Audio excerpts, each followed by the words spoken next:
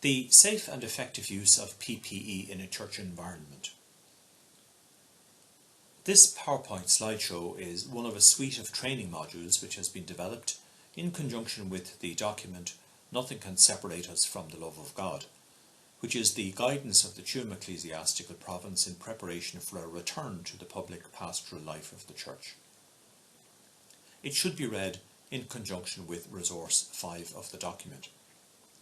This module does not refer to the use of PPE in a clinical environment.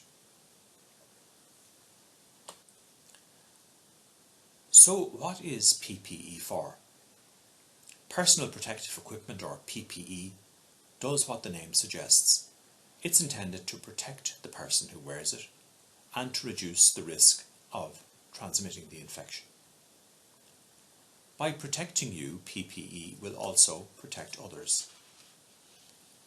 It is important, however, not to assume that just because you have a face mask or gloves, there is no risk. PPE does not eliminate the risk of infection, it simply puts up a barrier against the virus if it is present in the environment. Careful hand washing remains essential. You should still avoid touching your face because the eyes, nose and mouth are the main gateways for the virus. PPE, like all equipment, works best if it is properly used and if it fits properly. You may already have seen the video or read the resource number 4, which relates to the cleaning of the church after a liturgy. While the worst of the pandemic seems to have passed, we know that the virus is still present in the community, and with the coming of winter, the regular flu virus cannot be taken for granted. For that reason, the use of basic PPE is recommended for those who will clean the church between masses. You will be glad to know that you won't need to put on a spacesuit, but you will need a plastic apron, non-sterile nitrile gloves, eye protection and face covering if there is any risk of splashing, not just with the virus but also with chemicals. If there are reasons for suspecting that an area has been contaminated by the virus, a higher specification of PPE is recommended. If this is not readily available or if volunteers do not feel adequately prepared for the task, it should be left to a specialist cleaning team and the area should be closed until it has been thoroughly disinfected and decontaminated. Putting on PPE takes time, and unless it's designed for reuse, it has been properly cleaned, the same PPE should not be taken off and then put back on. For the above reasons, a toilet break before putting on the PPE is strongly advised.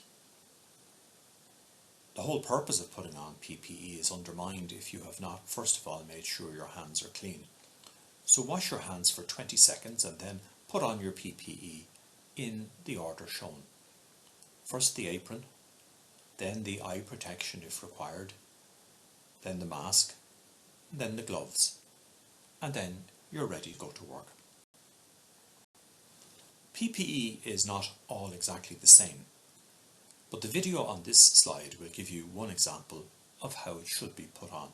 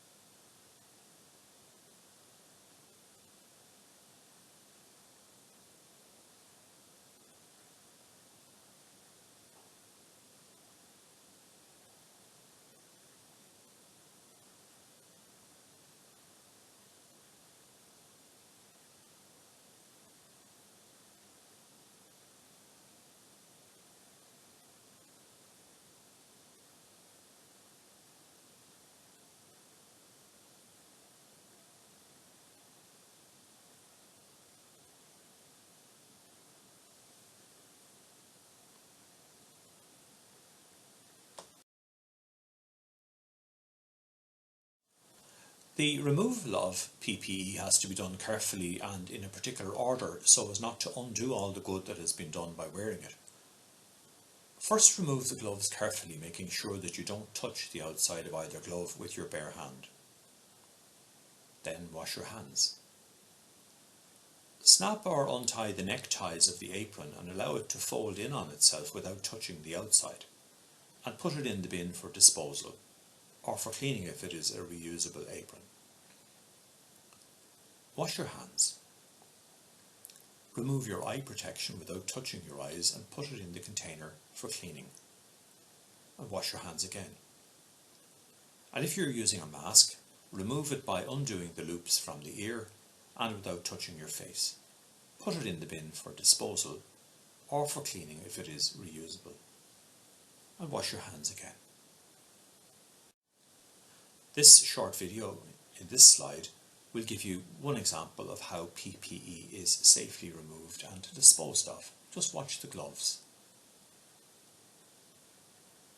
And then the careful management of the apron.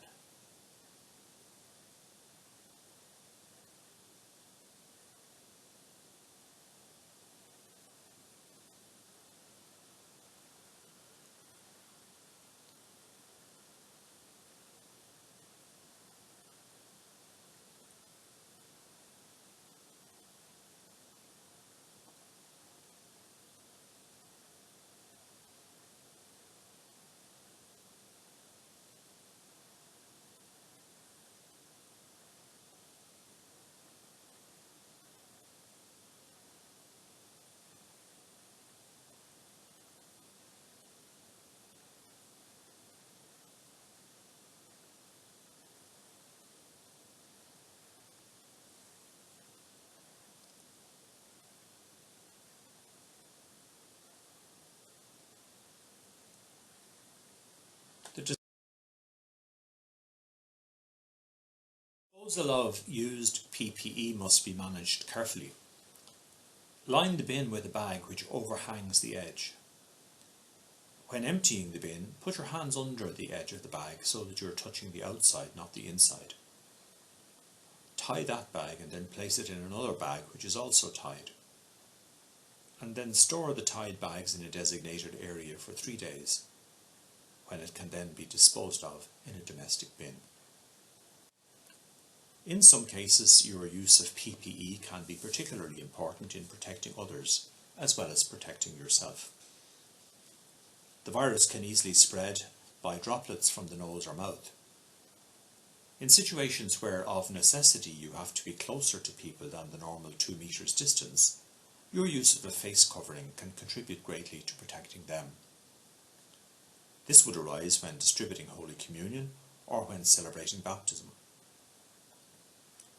During the celebration of baptism, a cotton bud also serves to protect by avoiding direct contact during the anointing. If you're visiting the home of someone who is sick or vulnerable due to an underlying medical condition, a simple face covering is normally sufficient. Cotton buds or sterile gloves should be used if celebrating the anointing of the sick. As mentioned previously, if it seems likely that the area is contaminated with the virus, then a higher specification of PPE is required. So just a reminder that this training module relates to the guidance document for a return to public pastoral life in the Western Province. Nothing can separate us from the love of God, which can be found at the link on the bottom of this slide. Thank you for having taken the time to engage with this short training module. God bless you.